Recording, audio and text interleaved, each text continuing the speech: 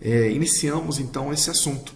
E aí eu já tenho aqui uma informação muito legal. Por quê? Vírus e viroses é o nosso título, que está em vermelho, e tem um texto que fala assim, ó, os vírus são tipicamente descritos como amontoados de moléculas capazes de se replicarem, ok? Replicar significa duplicar. Então os vírus são formados por várias moléculas e ainda por cima tem a capacidade de reproduzir. Quais são as estruturas de um vírus? Título, estrutura do vírus. Capsídio proteico.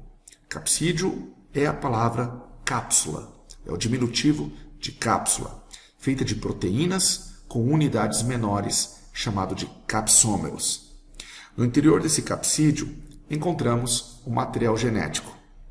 Aqui, quando se trata de material genético, nós temos um universo muito diferente daquilo que vocês estão acostumados. Como assim, professor? Se tratando de material genético, existem vírus com DNA de fita dupla, ok, sem problema nenhum. DNA de fita simples, é isso mesmo que vocês escutaram, DNA de fita simples.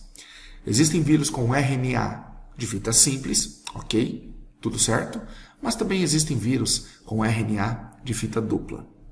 Falando em DNA, alguns vírus apresentam uracila, que é uma base nitrogenada comum no RNA, mas no DNA.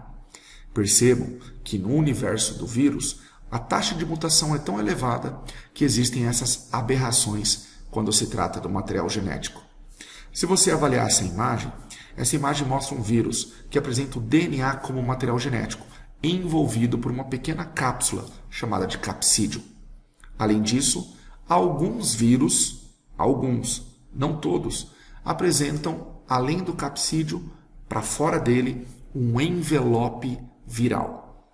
Esse envelope, via de regra, tem natureza lipídica. Afinal de contas, trata-se de membrana plasmática removida de células hospedeiras. E nesse envelope do vírus, há a presença de glicoproteínas, que são receptores, identificadores ou ligantes. Dessa maneira, essas glicoproteínas fazem o reconhecimento da célula na qual o vírus precisa se hospedar. Os vírus são específicos, eles apresentam especificidade. Então, as glicoproteínas estão presentes desde que o vírus possua o envelope viral. Geralmente, quando os vírus, vejam bem, alunos, quando os vírus apresentam envelope viral, são vírus que infectam células animais. Já as células vegetais, não há tanto a necessidade disso. Os vírus que apresentam envelope são chamados de envelopados. E os vírus que não possuem esse envelope são chamados como? Não envelopados. E aqui tem um exemplo, que é o bacteriófago, o famoso bacteriófago. Um vírus não envelopado, formado por um capsídio, formado por um material genético e especializado em infectar bactérias. Uma coisa que nós não podemos deixar de lado é que a junção de capsídio mais material genético chamamos de núcleo capsídio, ok? Mas existe um título ali em vermelho e ao lado dele tem uma seta azul com um texto que fala assim, lá em cima. Os vírus possuidores de DNA não se limitam apenas de fita dupla. Existem, portanto, vírus com DNA de fita simples. Em relação à classificação dos vírus, segundo o genoma deles, segundo o seu material genético, podemos dizer que eles são do tipo adenovírus quando eles possuem DNA, ribovírus quando eles possuem o RNA.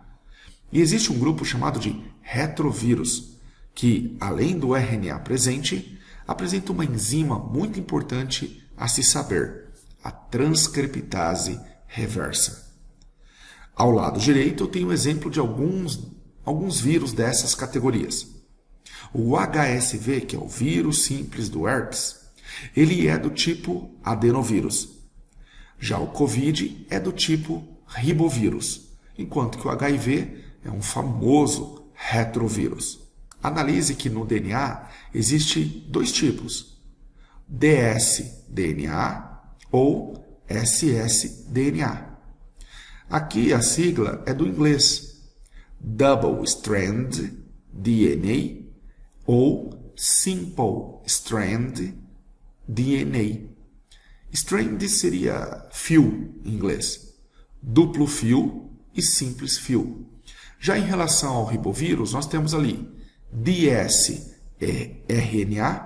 ou ssRNA, traduzindo Double Strand RNA, Simple Strand RNA, ou seja, duplo fio de RNA e simples fio de RNA, fita única, tudo bem? Eu preciso deixar bem claro para vocês que existem algumas características dos vírus que está representado nesse slide com um subtítulo chamado atenção. Localizaram? Os vírus são acelulares, eles não são formados por célula. Eles não possuem metabolismo próprio. Então, eles dependem das enzimas da célula hospedeira. Eles realizam muitas mutações. Por isso, a grande variabilidade e diversidade dos vírus. A reprodução que eles realizam, só eles a possuem. Reprodução por montagem. Alunos meus já vieram me perguntar, dizendo que é assexuada ou sexuada. Galera, nós não enquadramos a reprodução por montagem nem na categoria de assexuada e nem na categoria de sexuada. E mais uma informação ali, ó. PIO, parasitas intracelulares obrigatórios. Todos os vírus existem para serem parasitas, porque eles precisam do metabolismo da célula hospedeira para manifestar o seu poder de replicação. Agora, no título de cor verde, replicação, eu tenho ali fenômenos como adsorção. Acompanha na imagem aí. O que é a adsorção? É o reconhecimento que o vírus faz em relação à célula hospedeira. Penetração. Quando o vírus adentra a célula hospedeira. Os mecanismos são diversos, podendo ser, inclusive, pelo processo de fagocitose. Endocitose seria a palavra mais correta. Retirada do revestimento, que na imagem está falando desnudamento. Aquele envelope é desfeito, aquele capsído é desfeito e o material genético agora está livre no citoplasma. Esse material genético, dependendo do ciclo que o vírus escolher, vai ter um caminho a se seguir. Mas, via de regra, ele entra no processo de replicação, duplicação, transcrição. E aí produzem as proteínas, fenômeno chamado de tradução. Vários vírus são montados no interior da célula hospedeira, que na sequência ocorre a liberação do vírum, com a morte da célula hospedeira. Em relação aos ciclos reprodutivos, precisamos que vocês guardem dois. O lítico, olha a minha entonação de voz, lítico, e o lisogênico. O lítico, ele explode a célula de maneira rápida. É muito agressivo aqui. No caso, vocês estão vendo ali, em preto e branco, um vírus que é o bacteriófago. Ele parece até um robozinho. E ele reconhece a bactéria na qual ele precisa infectar e penetra o material genético no interior da bactéria, que então assume conta da célula. É isso mesmo que vocês acabaram de escutar. O material genético do vírus, ele acaba sobressaindo sobre o material genético da bactéria. Dessa maneira, ele toma conta e passa a confeccionar, produzir proteínas próprias, é claro, usando as enzimas da própria bactéria. Na sequência, você tem a explosão e a morte dessa bactéria, liberando vários bacteriófagos. Tudo bem? O DNA viral, portanto, assume o metabolismo da célula e ocorre a produção das proteínas virais. Agora, olha que engraçado no ciclo lisogênico. Parece que o vírus aqui vai com mais calma. Não vai com tanta sede ao pote e parece não ser tão agressivo quanto o primeiro caso. Entretanto, o ciclo lisogênico de alguns vírus é um ciclo extremamente estrategista. Repare aí na imagem. O vírus adentra a célula hospedeira, só que ele não toma conta da célula hospedeira. Ele vai se camuflar. O material genético do vírus vai incorporar ao material genético da célula hospedeira. Sendo assim, a célula hospedeira não percebe que existe um material genético estranho dentro dela. É um fenômeno de camuflagem ou eclipse. Sem a célula hospedeira perceber isso, ela duplica o material genético, inclusive do vírus, e a célula se divide, onde uma viram 2, 2 viram 4, 4 viram 8. Perceberam que, potencialmente falando, a população dessa célula está aumentando? Dessa maneira, o material genético do vírus também está aumentando. Isso é o ciclo lisogênico. Ele passa na surdina por muito tempo.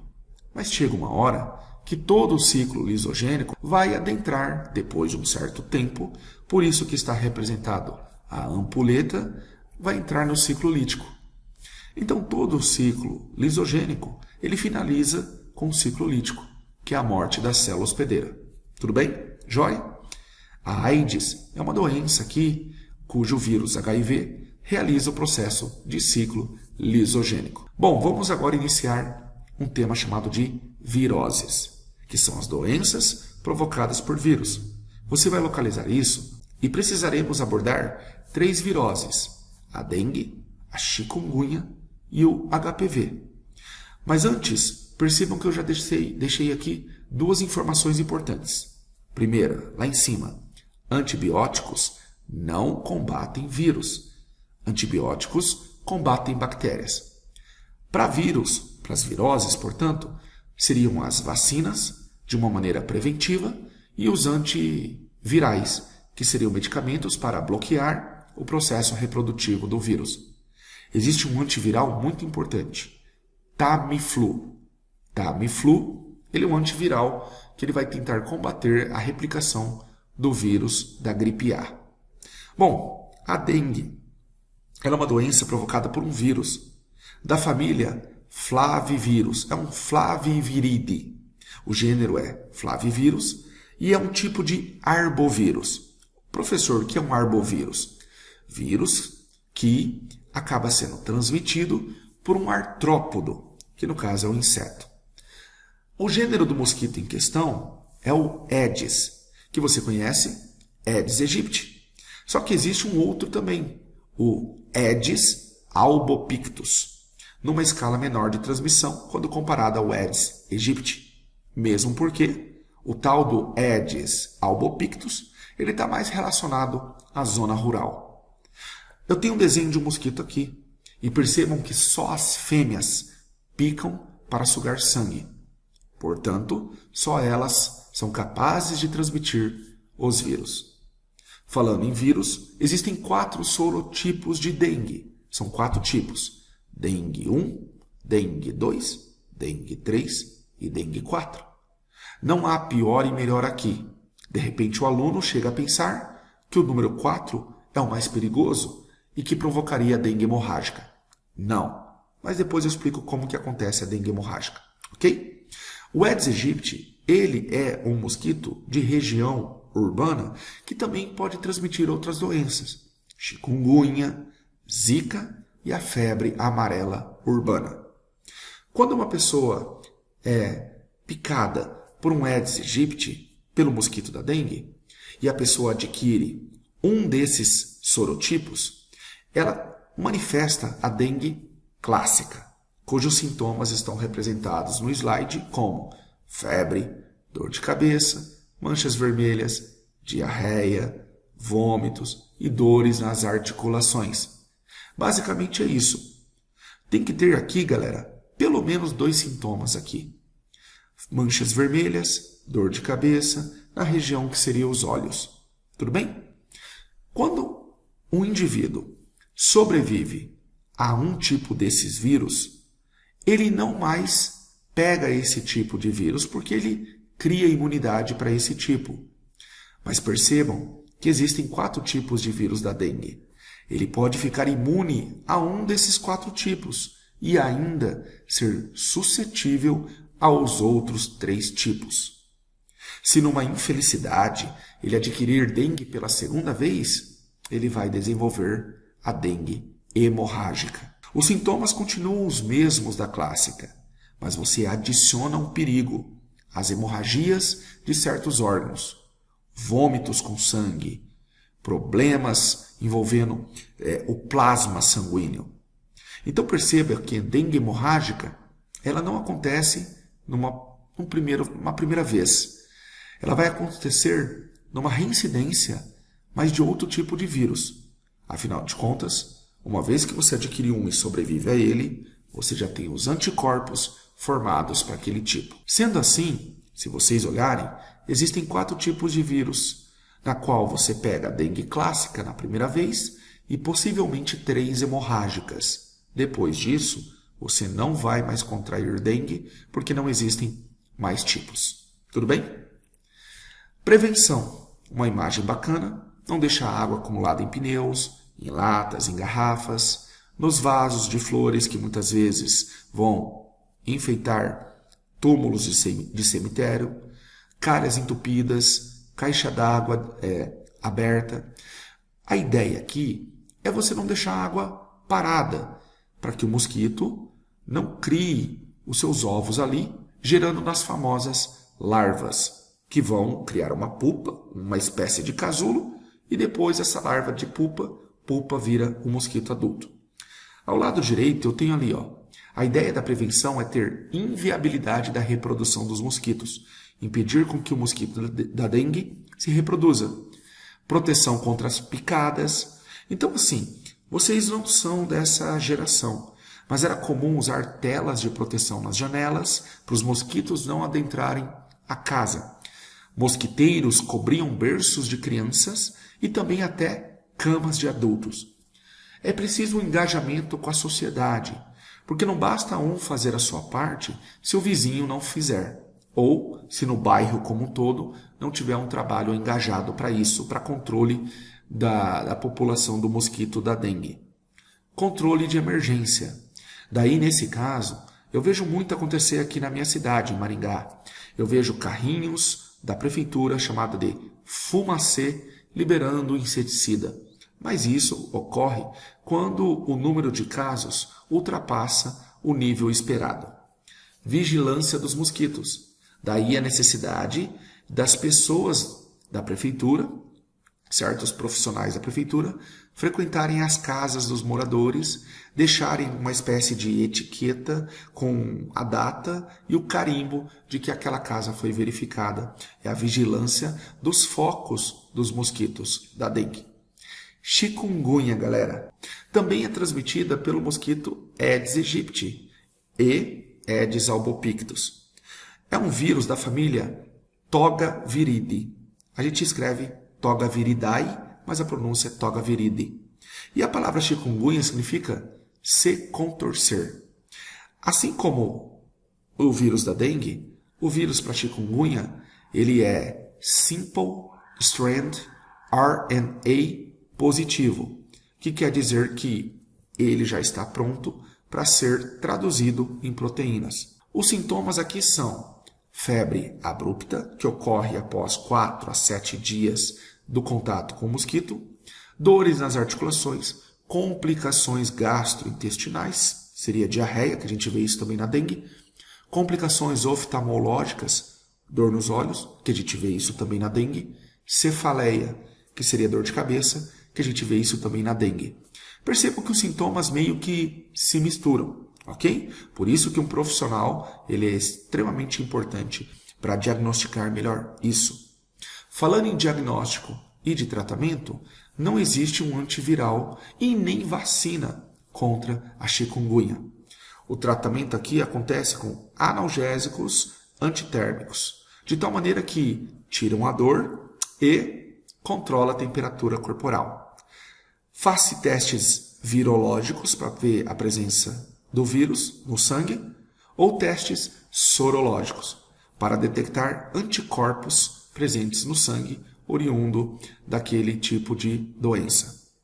A prevenção aqui é a mesma aplicada para a dengue, afinal de contas, estamos falando de um mesmo mosquito, que é o Aedes aegypti. Atente-se que só a fêmea pica o ser humano. Ela é hematófaga, enquanto que os machos desse mosquito preferem sugar as seivas açucaradas das árvores. Se vier à sua cabeça o motivo da qual as fêmeas sugam sangue, É porque o sangue é muito mais nutritivo do que comparado à seiva da árvore. Gostaria de deixar bem claro, retomando um pouquinho aqui o caso da dengue, que não se deve, em hipótese alguma, tomar alguns medicamentos onde pode levar a complicações, como, por exemplo, não pode tomar o ibuprofeno e nem a aspirina, sobre o risco de você afinar o sangue, no caso da aspirina, provocando hemorragia, maximizando o efeito da hemorragia. Tudo bem? E vamos para HPV, papilomavírus humanos. De novo, preciso deixar bem claro para vocês que antibióticos não funcionam contra doenças de vírus. É preciso aqui vacinação. E o HPV tem vacina. Bom, o nome do vírus é papilomavírus. Existem mais de 100 tipos de HPV. Nós já abordamos isso em outras aulas.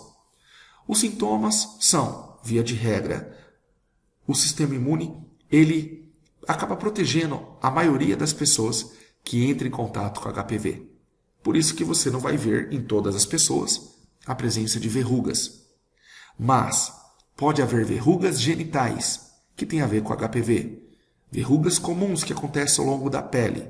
Verrugas plantares, que acontecem, por exemplo, na palma da mão e do pé. Verrugas planas. Mas aqui o que interessa é o câncer cervical, que é o câncer do colo do útero. Tudo bem? Ao lado direito, eu tenho um indivíduo que eu cheguei a falar em sala de aula, que ficou apelidado o Homem-Árvore, porque ele teve um quadro sistemático corporal do vírus HPV devido a possuir uma imunidade mais baixa. Repare nas mãos do Homem-Árvore que várias verrugas foram crescendo, se fundindo, a ponto de ter um aspecto de raiz de árvore. Isso acontece também com o pé desse indivíduo. Quando a gente fala de HPV, precisamos pensar em relações sexuais desprotegidas.